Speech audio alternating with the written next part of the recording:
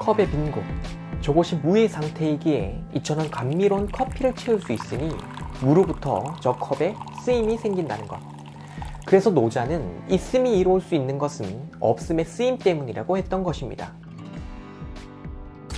그러나 본시 인간은 TV, 옷장, 달력, 시계 등등 바로 이 있는 것들로 구성된 환경 속에서 살며, 가령 꿈에 부푼 이 학생도 이렇게 대학이라고 하는 있는 것을 향해 자기 삶의 방향을 설정하며 취업을 꿈꾸는 이 취준생도 있는 것, 즉 저 회사를 목표로 오늘 하루를 보내고 있기에 결국 인간이란 있는 것들로 가득 찬 이 세계에 몰입하여 사는 존재로 이해되는 것입니다.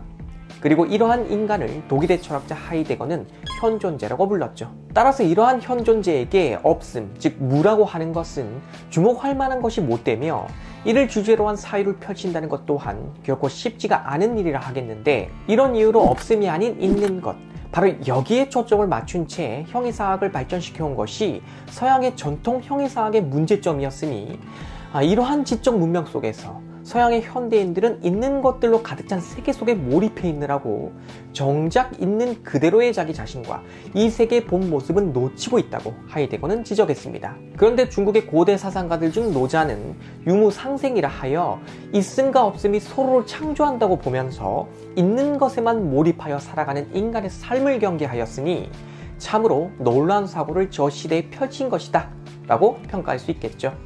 그러므로 하이데거는 바로 이러한 노자의 저 무에 대한 사유에 주목하면서 파르메니데스 일에 있는 것에 집중하는 사유, 즉 없음을 외면한 채 있는 것에만 주목해온 서양 철학의 한계를 극복하고자 하였으니 이것이 하이데거와 노자의 사상적 관계인 것입니다. 그러나 하이데거 그 자신은 자기의 사상체계에 노자를 비롯한 도가적 사유 및 불교를 어떻게 활용했는지 그 출처를 밝혀주지 않았는데, 이러한 바람직하지 못한 학술적 태도는 그가 자기 스승이었던 에드먼트 후설의 현사학을 활용할 때도 일관했던 모습이었죠. 학자로서 비판받아 마땅한 이러한 그의 잘못된 태도, 그럼에도 불구하고 그의 존재로는 20세기 최고의 철학적 업적 중 하나로 평가받고 있으니 이제부터 우리는 하이데거와 노자 사상 사이에서 발견되는 유사성에 주목하면서 이들의 사상이 오늘날 우리에게 어떤 의미를 가지는지 점검할 것이며, 더불어서 노자와 하이데거의 궁극적 차이점을 짚어봄으로써 섣불리 일어날 수 있는 단장 추이를 예방하고자 합니다. 그러니 이번 강의도 재밌게 시청해주세요.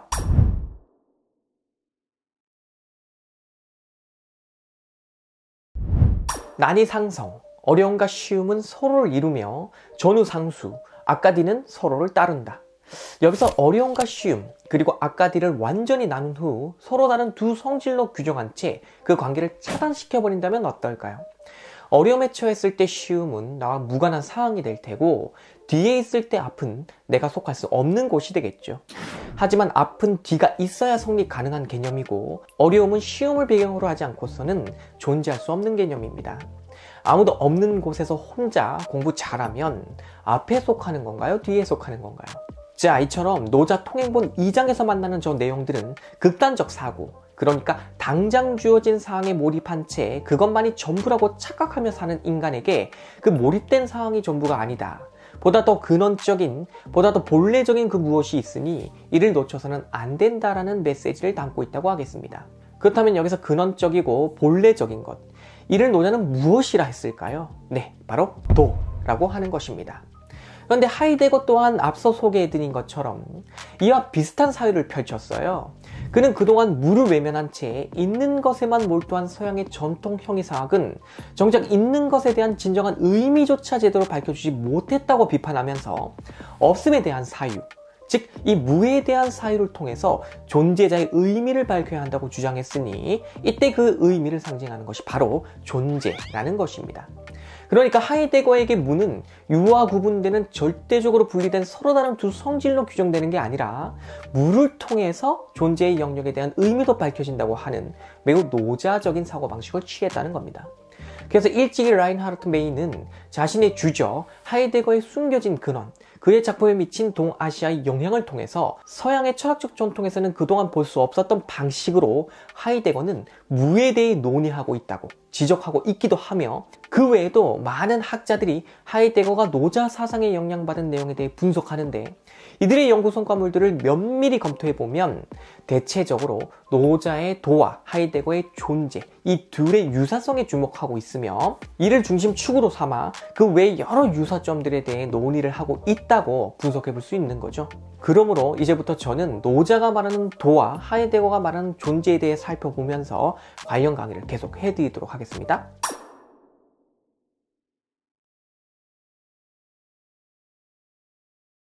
시간 속에서 피고 지는 꽃, 변화 속에 있는 이것을 특정 시점에서 파악했을 때 무엇을 놓치게 될까요? 이 꽃은 아름다워 라고 말하는 순간 저 말 속에 담긴 꽃은 변화가 일어나는 그 시간을 상실한 채 언어라고 하는 하나의 상징으로 고정됩니다. 그래서 꽃을 꽃이라고 하면 늘 그러한 꽃, 그러니까 언제나 변하고 있는 꽃이 되지 못하니, 이런 이유로 도가도 비상도, 도를 도라 하면 늘 그러한 도가 될 수 없다고 노자는 말했던 것이죠.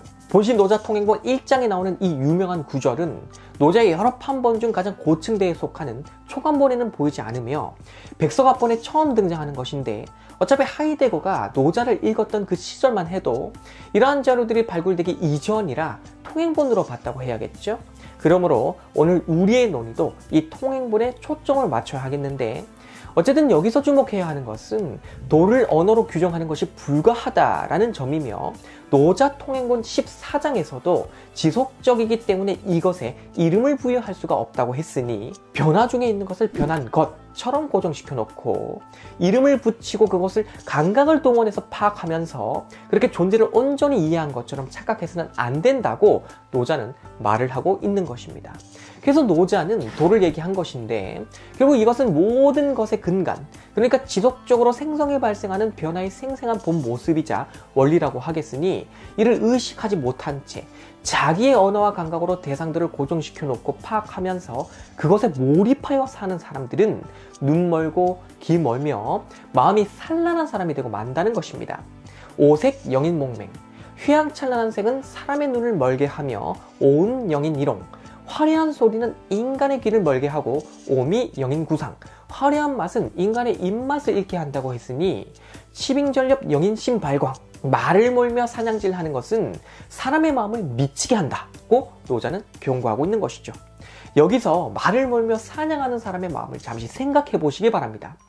자기가 잡고자 하는 대상을 쫓을 때의 그 마음, 저것을 반드시 내가 가져야겠다고 하는 그 몰입된 상태, 이런 상태에 빠져있는 인간에게 대상과 세계가 변화 중에 있으며 그 속에서 나도 지속적으로 변화를 겪고 있다는 사실을 직감하기란 참으로 어려운 일이겠죠.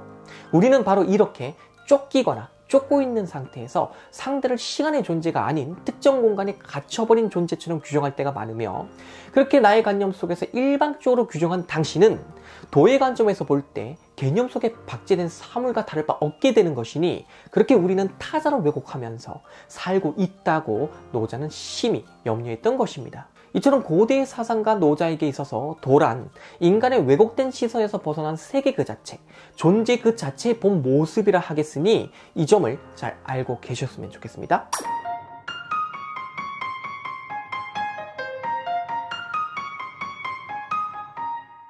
독일 철학의 거장 하이데거, 그는 한때 폴 시샤와 함께 노자 텍스트의 일부를 직접 번역하는 작업도 한 적이 있을 정도로 이 사상에 심취했던 인물입니다. 그리고 노자와 하이데거 사상의 유사성을 분석하는 학자 그레임 파커스는 하이데거가 노자를 알지 못했던 시절부터 이미 그와 유사한 방식으로 사고를 하고 있었던 것으로 보고 있는데, 이러한 그의 사유 속에서 탄생한 존재론을 이제부터 저는 입문자들도 이해할 수 있는 수준에 맞춰서 그 개요만 소개해드리도록 하겠습니다. 우선 하이데거는 존재자와 존재의 차이에 대해 논합니다. 여기서 존재자는 있는 것, 존재는 있음인데 바로 이 존재가 존재자의 근원이 된다고 그는 보고 있어요. 그렇다면 그가 말하는 이 존재란 과연 무엇일까요? 우리는 먼저 이것을 이해하기 위해서 존재자에 대한 얘기부터 해보겠습니다. 만년필, 강아지, 친구, 그리고 나. 이렇게 있는 것들은 저마다 그 성질이 다르게 있죠.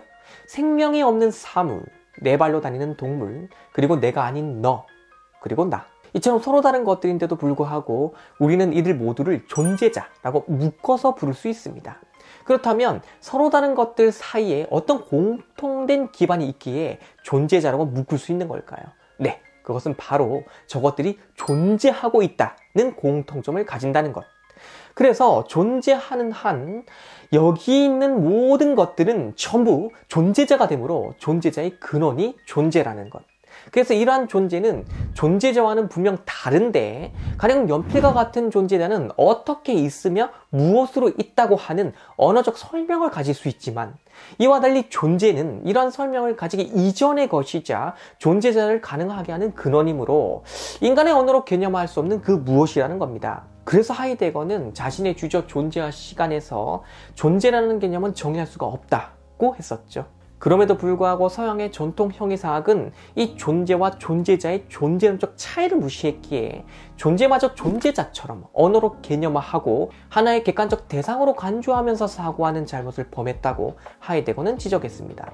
가령 인간이나 예술을 존재자처럼 하나의 대상으로 간주한 채 언어적 규정을 가해버리는 것. 이렇게 되면 변화 중에 있고 생성을 지속하고 있는 인간을 하나의 대상처럼 고정시킨 후 개념적 틀 속으로 집어넣게 되는 거잖아요. 마찬가지로 예술을 하나의 대상으로 간주를 하면서 고정불변의 개념으로 규정하면 그 예술은 지속적으로 미적 가치를 생성하지 못한 채 하나의 객관적 사물로 굳어버리고 마는 거겠죠. 따라서 하이데거는 존재의 영역까지 존재자처럼 간주하는, 다시 말해서 존재마저 존재자의 범주에 들어가 있는 것처럼 착각한 잘못된 형이상학으로부터 현대 문명의 위기가 왔다고 보았습니다. 그래서 그는 이러한 전통을 극복하고 방향 전환을 이루기 위해 현상학적 방법을 동원해야 한다고 보았죠. 여기서 현상학이란 어떠한 사태를 있는 그 자체로 내보이게 해주는 것을 말하는데 쉽게 말해서 편견이 개입되지 않도록 해서 있는 그대로를 보는 겁니다. 예를 들어서 사람은 누구나 뭐 특정 종교, 특정 가치관, 특정 지역의 윤리의식 등등 그 나름의 선입견을 가지고 있고 이것을 이해의 틀로 삼아서 세계와 인간을 바라본다 하는 것이죠. 그래서 이런 선입견 일체를 가로로 묶어버리고 순수하게 남는 의식으로 사태 그 자체에 진입하는 것.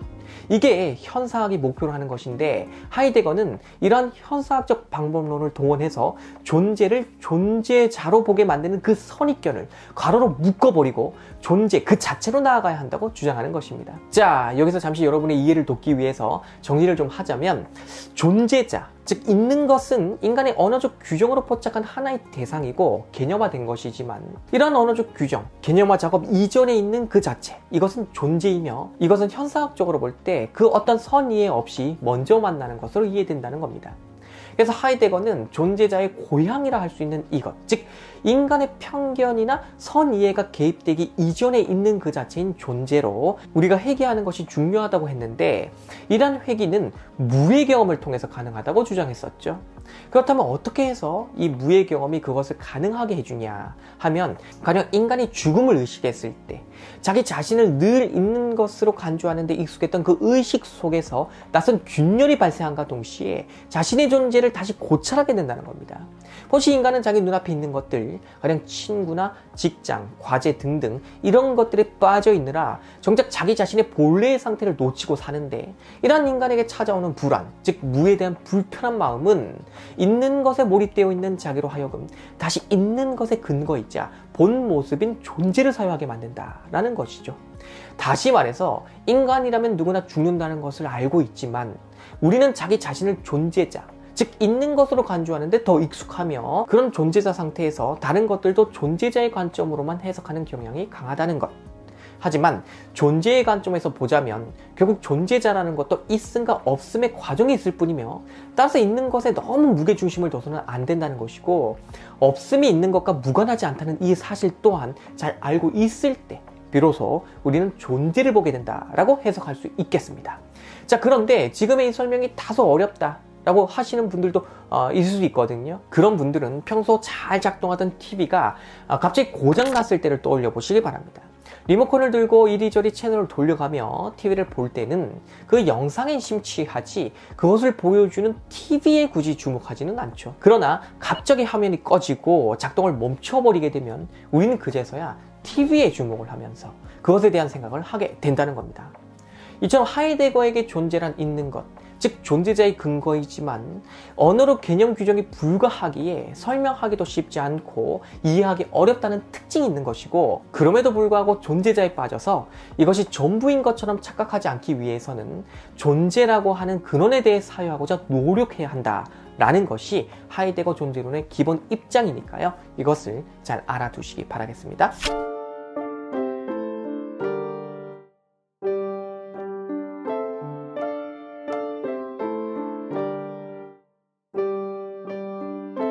서양의 형이사학은 플라톤에 의해 그 사유의 원형이 수립된 이후로 아리스토텔레스의 논리학을 기반으로 해서 전개된 것입니다.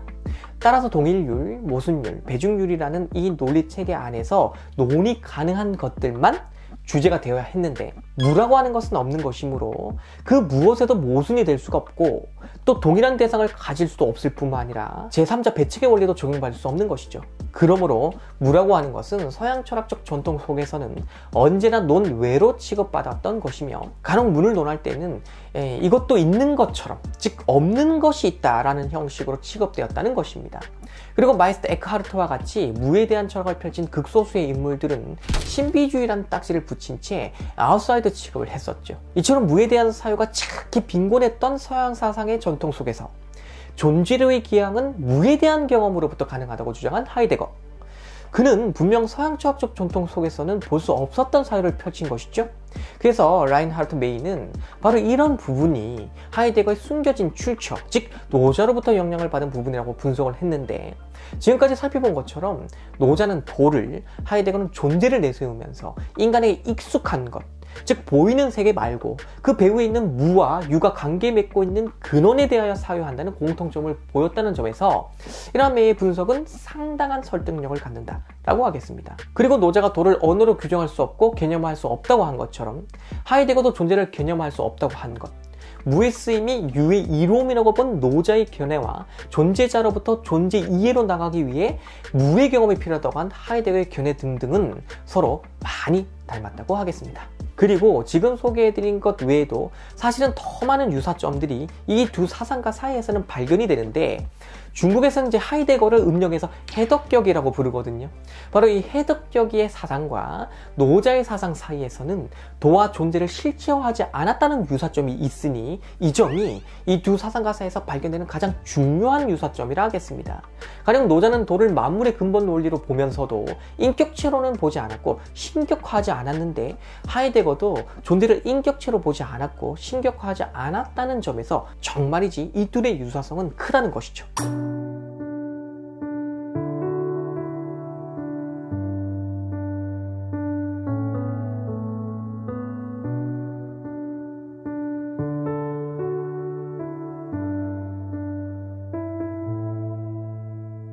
자, 지금까지 우리는 하이데거와 노자의 철학을 각기 살펴본 후 그 유사성에 대해 가볍게 비교해보는 시간을 가졌습니다. 따라서 이제부터는 이 두 사상가 사이에서 발견되는 차이점에 대해서도 가볍게 좀 짚어보고자 하는데요. 먼저 노자, 그러니까 오늘 우리가 살펴본 통행본 노자의 경우는 이게 어디까지나 정치윤리적 사상이라는 점에서 하이데거의 존재론과는 그 성격이 다르다고 할 수 있습니다. 예를 들어서 노자 2장에서 확인할 수 있는 유무상생, 난이상성, 장단상교 등등의 이러한 형이사학적 내용은 그 자체로만 놓고 보면 인간의 사고를 매우 순환적이고도 입체적으로 만들어주는 기능을 가지고 있지만, 그 다음에 이어지는 내용, 즉 문맥 속에서 보게 되면 성인이 사람들을 상대로 가르치는 방향 제시, 그리고 공을 이룬 사람이 세상에서 취해야 할 처세술 등을 말하고 있어서 이러한 치세의 방편이나 인생 처세술의 방법론으로 저러한 내용이 나오고 있음을 확인할 수가 있답니다. 하지만 하이데거의 경우는 치세의 방편이나 처세술 등의 정치윤리적 방향을 제시할 목표로 존재를 논한 것은 이제 아니며, 존재와 존재자에 대한 분석을 기본 축으로 하면서 그 논의의 과정 속에서 인간에 대한 바람직한 이해 또는 문명의 위기에 대한 진단 등을 더불어 행하고 있기에 그 성격이 서로 다르다는 점을 알아둬야 하겠습니다. 그리고 노자에는 우주 발생론적 이야기가 등장을 하지만 하이데거는 이러한 내용은 다루지 않고 있다는 점도 차이점으로 꼽을 수 있습니다. 자, 이렇게 해서 간략하게 차이점도 살펴봤는데, 본시 중국의 고대 사상은 현세론에 비해 내세론이 발달하지 않았으며 춘추전국 시대 활약했던 백가증명의 사상가들 역시도 인격화된 신을 맹신하는 사상은 발전시키지 않았는데, 이런 문화 전통 속에서 등장한 노자가 도를 실체화하지 않은 것, 이에 비해 신을 믿는 전통이 강했던 서양에서 언어적 개념 규정에 따라 실체화 작업에 매우 익숙했던 철학자들 사이로 하이데거가 비실체적이고 언어 논리적 영역에서 벗어나 있는 존재 사유를 펼쳤다는 것. 이렇게 비교해 볼 때 이 두 사상과 사이에 여러 차이점들이 있다 할지라도 하이데거가 노자 사상으로부터 영향을 받은 부분이 많았다는 점 또한 쉽게 확인이 된다고 할 수 있는 거겠죠. 실제로 그는 노자 15장에 나오는 이 두 구절을 아주 좋아했기 때문에 평소 자기 연구실에 작품으로 걸어두기도 했었는데요. 이렇게 지금으로부터 한 세기 전에 이미 서양의 전통 형이사학과 그 지적 문명의 위기를 타개하고자 고대 중국 사상을 활용한 하이데거가 있었던 것처럼 오늘 우리도 서양 철학과 중국 철학 및 인도의 여러 사상 등을 골고루 편견 없이 공부해서 우리 시대에 필요한 철학적 사유를 펼칠 줄 알아야겠다는 생각을 해보게 됩니다.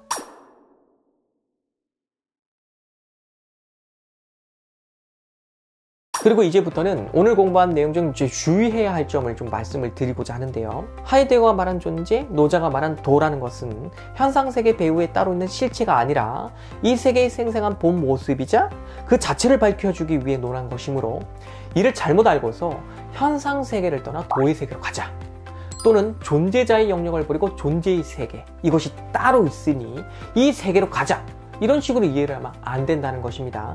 단지 존재자의 세계에서 우리는 존재자 그것에 몰입되어 있기만 할 것이 아니라 존재의 근원을 알아차리고 그것을 의식할 줄 알아야 한다는 것.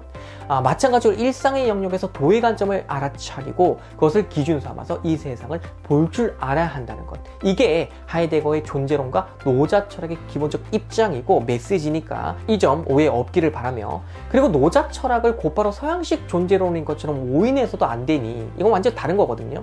이 점에 대해서도 제가 다음에 기회가 될 때 상세히 풀이해 드리도록 하겠습니다. 자, 이렇게 해서 오늘 강의 마무리하고자 하는데요. 우리는 노자 사상이나 하이데거 사상을 통해서 많은 것을 배울 수 있습니다. 특히 이 주어진 것들에 완전히 자기 자신이 몰입해서 원래의 나, 이 원래의 나가 무엇이냐 했을 때 상당히 표현하기 어렵지만 어쨌든 어떤 개념에 규정받고 있는 나, 또 어떤 소속에 들어가 있는 그 집단 속의 나, 이것은 그 자체에서 나는 아닌 거잖아요. 그러니 그런 것들이 너무 매몰되어서 몰입되어서 살아가면 문제가 생길 수 있다. 따라서 노자의 도의 관점에서, 하이데거의 존재의 관점에서 바라보면서 자기 자신을 좀 더 넓고 근원적으로 이해하는 시간을 가져보는 게 중요하다는 것이고, 우리의 문명, 현대 문명에서 발생하는 많은 문제점들도 이런 오인에서 비롯된 것이 많다고 하이데거가 지적한 것처럼 그런 부분이 있는 것이니까요. 이러한 철학을 가지고 진단해보는 것도 상당히 의미 있을 것이다 라는 말씀 드리겠습니다. 자, 그리고 하이데거의 전기 사유를 대표하는 존재와 시간에 대해 좀 더 알고자 하는 분들은 제가 올려놓은 이 강의를 참고하시고, 하이데거 하면 늘 따라다니는 문제가 있죠. 바로 친나치 행적을 보였던 부분인데 이것에 대해서도 제가 다음에 강의를 따로 해드릴 테니까요. 그렇게 참고해 주시면 되겠습니다. 그럼 오늘 강의 모두 마치고 저는 다음 시간에 또 인사드리도록 하겠습니다. 감사합니다.